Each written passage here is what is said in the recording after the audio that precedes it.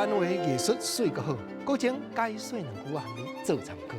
解说，解文说理。好朋友，咱拢知影讲，台湾人爱选举，毋是干那家己爱选举呢。有当阵啊，别人咧选，咱家己知己的朋友对朋友嘛，正甲暗棍跟足大条。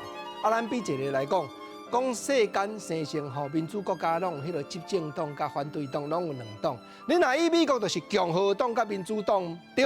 咱比拼台湾嘛同款，支持共和党的甲支持民主党，有当阵啊，家己好朋友讲话就会相骂呢。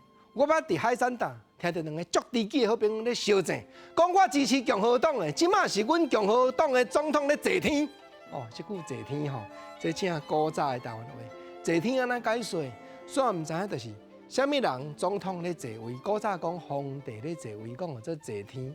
这甲天有牵连的台语的元素，咱讲出来，大家做参考。四句人敢毋是人咧念？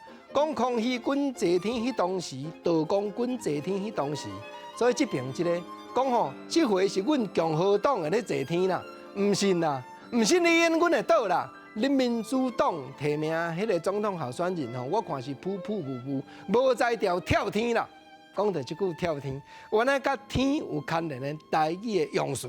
跳天就是啥？就是四面埋伏，人已经甲你包围啊！你敢有才调脱得出去？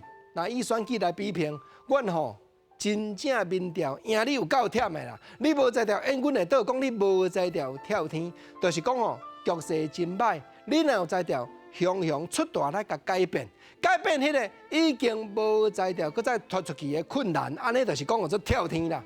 结果吼。换即个支持民主党这边即个好朋友讲，当你讲阮袂跳天，我甲你讲啦，谁的天年还阁毋知咧啦。吼，即句天年原来甲天有牵连的台湾的元素，台湾话。啊，天年安怎样解说？